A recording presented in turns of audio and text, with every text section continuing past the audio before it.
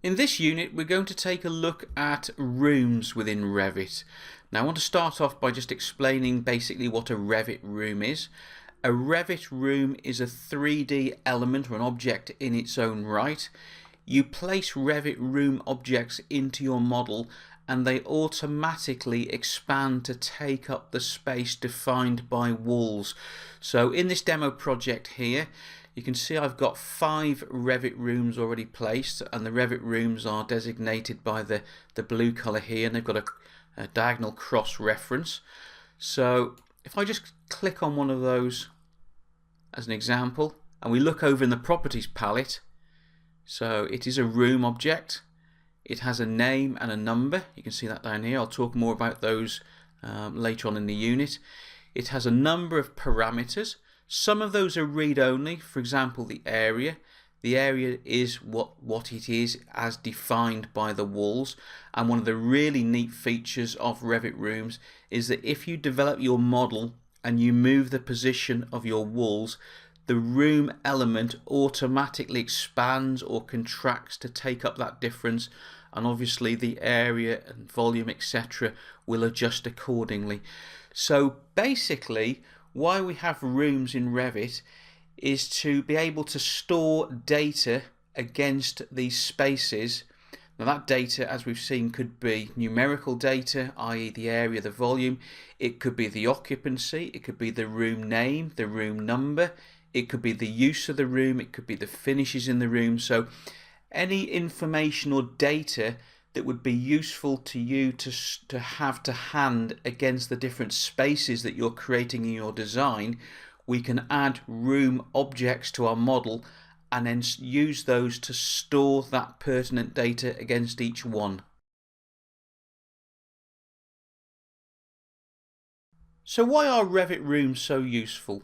We started to touch on that at the start of the unit. We'll just expand on it a little bit more now. We said that they are objects that we can store or hold data against. What we can also do once we've populated our model with these Revit room objects is to automatically create a room schedule from them, because they are similar elements that can hold differing data. We can schedule those, and we looked at schedules in an earlier part of the course.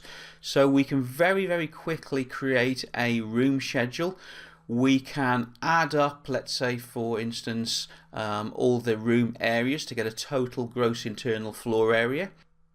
Because the room objects are fully 3D, we can actually compute their volumes. So we can actually look at the volumes of our model. That's useful when computing air change rates, for example. And finally, we can actually use Revit Rooms to build up an accommodation schedule before we've even started designing our building. So we can start a new Revit project, we can populate an accommodation schedule with the spaces we require out of our design, and then as we start to develop a footprint in a building, we can designate those rooms, those room elements into the design and check off that we've included all the spaces we need, and I'll show you how to do that soon. Okay, so let's go ahead and place some Revit rooms. So here's my model. I'm working in a plan view. I go to the architecture menu, and along the ribbon there we have a panel called room and area. So I want to hit room. Now at the end of your ribbon now you've got an option to tag on placement. You may remember this from the units on windows and doors. Now in the next unit following this one I'll talk about tags specifically, but you'll recall from the earlier units that the tags are the little notes next to the elements that actually describe the data. In the case of room objects, they can give you for example the room name and or the room number. If you want that tag to be created at the same time that you're placing your room elements, make sure that's toggled on. You can tell if it's on because it's lit up in blue. If I just hit that again, it goes to white, so it's not on. So I'm just going to pop that back on. Now as I hover my cursor near my model, you'll make out the boundary of the Revit room. So it's just a rectangle at the moment. It's unbounded. Now you'll recall from the unit on walls that walls have a room bounding property, i.e. they can constrain Revit room objects. So as long as I'm outside of my building, there's nothing to constrain this object, so it just defaults to a rectangular shape. Now the interesting part is when I hover over my model, you can make out there that the blue boundary now fills up to the inside perimeter of those walls, and I'll just shift it around to different spaces, and now you can clearly see that these room objects automatically detect the room bounding elements, i.e. the walls, and adjust their boundary or their perimeter accordingly. They take up that space automatically. So I'm going to go ahead and click on my mouse, left click, to place a room, and I will keep clicking to place my rooms into my project, and I'll just do those 5 for now. Hit modify to come out of there. Now as soon as I deselect the room tool, you can see that we can no longer see those blue fill colours for the rooms.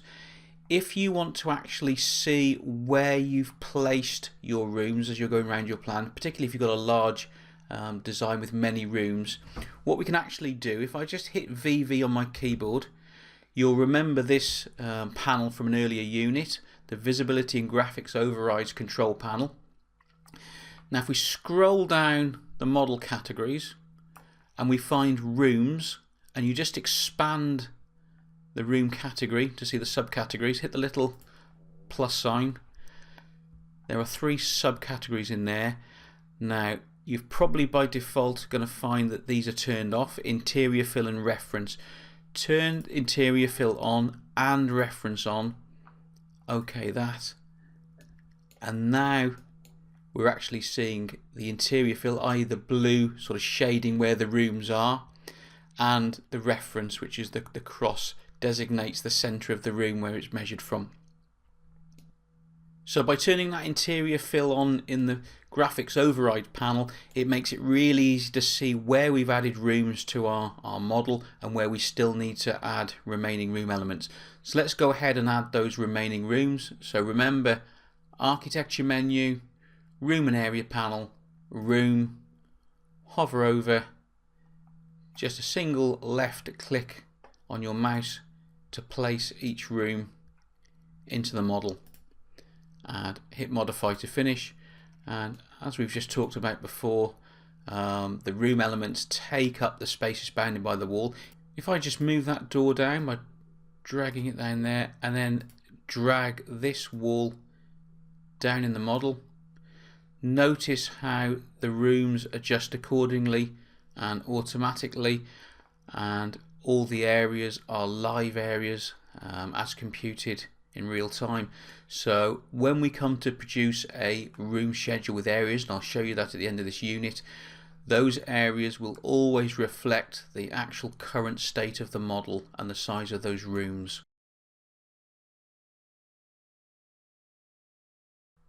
Now when we placed our room elements into our model, we chose to create tags at the same time.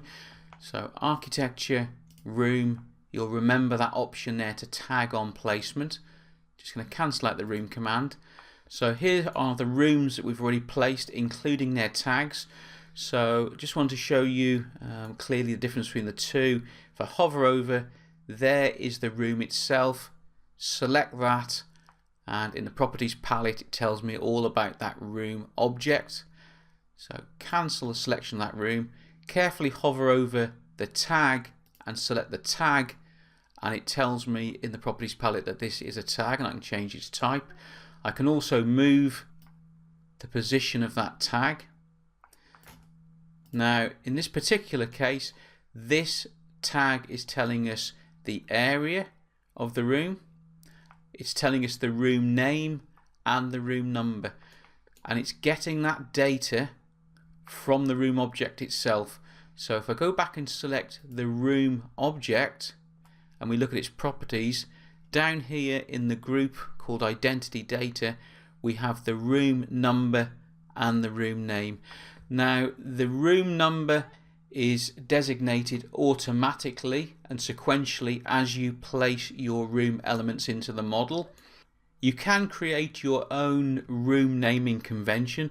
So for example, if you place the first room into your model, let's say on the ground floor, and you changed the room number to, let's say, GF1, as soon as you place the next room element into your model, it would automatically continue the numbering convention that you've changed to.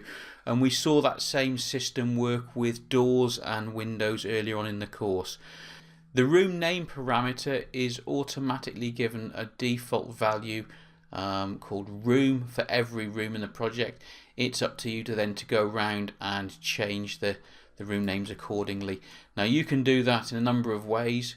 You can select the room element and change that value in the properties palette. Just click in there and give it a different name. You can click on the tag and then click on the actual value for room, and you can change it there, and it will write that new value back into the room element. And later on we'll see how if you've created a room schedule, you can actually bring the schedule up and change it in the room schedule. And again, it keeps all that information coordinated. Ultimately, it's storing these values against the element itself, and then it's pulling that out into the tags and also into the room schedules. I'm now going to show you how you can reallocate rooms once they've been placed into your model, and I'm going to demonstrate that with a notional example here. So we're developing an office design for our client.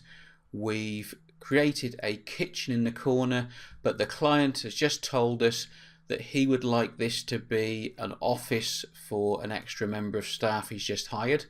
So the first thing we would do is take that room and delete it. We don't want it to be a kitchen. Now, don't be tempted to just rename that from kitchen to office. The reason being that you may have populated this room object, i.e. this kitchen room element, with all the data you need for the kitchen. So maybe some notes, some comments in there, the occupancy, some finishes. So you've already set up, you've taken time and set up that element to describe what you need out of a kitchen in this design. So the easiest thing to do is just delete the kitchen for now. We get a warning saying it's been deleted out of the model, but it still exists in the database. It's still there for us to reuse. So just put that warning away. We now need to create a new room, our new office. So remember, architecture menu, room, tag on placement, we'll have that on. And we go and drop that in there, cancel out of adding any more rooms. Just going to go and change that name. So there is our additional office. So the client's happy, he's got his extra space, but we've still got to find a home for the kitchen. So after careful consideration, we think, right, the kitchen will go up now in this corner here. So first thing I'm going to do is add a wall across there. Easiest way is select an existing wall, type CS on your keyboard for create similar. It saves you having to use the wall command and then swap to the particular type of wall. Just creates a clone of the one we just selected. So let's stick a wall across there. Notice how immediately this room here has been truncated down in size, as you would expect. Let's just go and add a door into our kitchen. Just hand it over. So now we can put the kitchen back in here. So architecture, room. Now the thing to note here before we go any further is the options bar. Now the last thing on the option bar is room there, and it says new. So as we've just seen, if I don't change anything here, it's just going to go and create a new room, an additional one, and add it to the end of our schedule. However, we've already created the kitchen room. So if I go and hit that little drop down, it will actually show me any rooms that are in this current project that aren't currently allocated, and we know that that room there isn't allocated because we just took it out of the model. So I can go and select kitchen and go and place that back into the model. And as we've just said, it might have a lot of data we've just populated, and of course all that would remain. So if you do start to build up an accommodation schedule of spaces, you can put them in, move them around, take them out, and then reallocate them, all without creating additional rooms. Now, so far in this unit we've just been working in plan, and that's by far the easiest view in which to place or create your rooms. But we did say that room elements are 3D objects, so we can actually see them in section. So here's our project with the rooms all placed. So if I go to View, Section, and just drop a section line across the model, and we switch to that section. Now we may have to turn on the interior fill and reference. Remember, we did that in plan to start with in order to see the rooms. So if I hit VV on the keyboard, remember rooms are a model category, so scroll down until you find rooms, expand the main category to see the subcategories, turn on interior fill and reference, hit apply, hit OK, and there are our rooms. Now these rooms have defaulted to a height of 4000 mil, 4 meters high. I'll talk about room volumes a little bit later in the unit, but you can actually see the rooms in section there. Now these rooms aren't tagged. Remember, tags are an annotation element, so it'd be quite useful to actually label up these rooms in section. So what you don't do is just use the text tool to manually put on your room names. We don't need to do that. The room names, remember, are stored, and the numbers are stored in the room elements themselves, so we can just add tags to pull that data out. So if I go to Architecture, now you can see that we can't actually add rooms or create rooms in a section view, so these are grayed out, but we can apply room tags to rooms that already exist. So hit tag room, and you notice that as I hover over the section where it detects there is a room, it can place a tag, and you can see there it's already got the data. It's room number 9. It's just called rooms, we haven't changed that yet. It's got the areas, and again I can just go and tag those up. And so we've got room number 9, 10 and 11. If I just switch back to the plan view, there is room 9, 10 and 11, just to demonstrate that it's common data that it's pulling from those 3D objects. So it doesn't matter whether we're viewing them in section or plan, it's pulling the same information out and just popping it into the room tags. Now Revit Rooms will always be 3D objects. They will always adapt in plan to take up the area defined by room bounding objects, and we saw that before when I moved one of these walls, how the rooms each side sort of flexed accordingly. In terms of volume, however, and height, you have two choices. One, you can either have these room objects default to a set uniform height and you can define that height, or you can have them dynamically adjust or react to room bounding objects below and above them, such as floor and ceiling objects. So let's just go to the section view to better explain that. So at the moment in this project, my rooms are set to be a uniform height, and that height is 4 meters high. So regardless of whether they come across a room bounding element such as a ceiling or a floor, they will always start at the associated level and go up to that default height of 4 meters. If you're particularly interested in the actual volume of these rooms as they would be in the model, then you need to turn on the volume computations. Typically that's used for calculating air change rates, for example, where you need to know the volume of the room. Now just be warned, If you do calculate the room volumes as well as the areas, it can slow down Revit a little, particularly on large models. You'll appreciate it's much easier for your computer to work out just plan areas as opposed to working out the actual 3D volume of these objects, particularly if, for example, let's just go back to the section, let's say you had a vaulted ceiling or a sloped ceiling, then these could be quite complex shapes in section as well as in plan. So there's a lot more computation required by your computer to actually calculate that volume. So I'm just going to show you now where you can actually make that choice between just areas or areas and volume. So on the architecture menu, back on that room and area panel. Now if you actually look at the panel title, there is a little drop down there. So if we click on that, area and volume computations, select that, and this is where you make your choice, volume computations. At the moment, as I said, I've got it set to areas only, and as we discussed, this is a faster method because it's only got to work out the areas in plan. However, you can toggle that over to areas and volumes. So let's switch that over, hit OK. It's not going to affect these rooms at the moment. There are no room bounding objects above. However, I have put a ceiling in at this level. So let's go back to our plan. So over this space there is a Revit ceiling element. So let's go and add a room back in there and just go back to our section.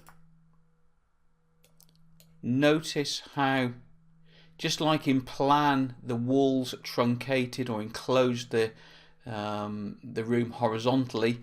In our section, this ceiling element has truncated the height of the room element. So now Revit has enough data to actually work out the volume of that room. So if we go and carefully select the room itself, and we can actually see the volume there, approximately 160 meters cubed. If I just go back up to that room and area computation, turn it back to areas, hit OK, notice how that room now ignores that ceiling element and goes back up to that uniform height, the same as the adjacent rooms. I'm now going to show you the use of room separators. So again, going back to our notional project, this is our reception area. So you can imagine we could have a seating area, a reception desk. So you're coming in the main entrance. So let's say we're interested in the area of the usable space for the reception, but we want to discount an area for circulation here, the lobby. So we need to truncate this reception area down. We don't want to add a wall in, because in reality this is all one single open plan space, but we do need to show a separate area here just for the lobby, and that's where we would use a room separator. So if you go to architecture, back to that room and area panel, below the room tool we've got room separator. Select that.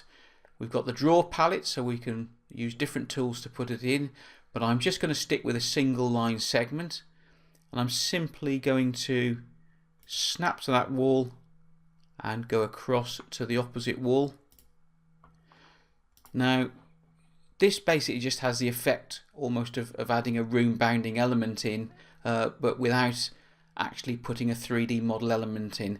So you can see that that room separator line has truncated, it's pushed back that room, and we've now got a blank space where we can add an additional room in to represent our lobby. So all we do is go back to room, and we can now add a room in to the left hand side of that room separator line.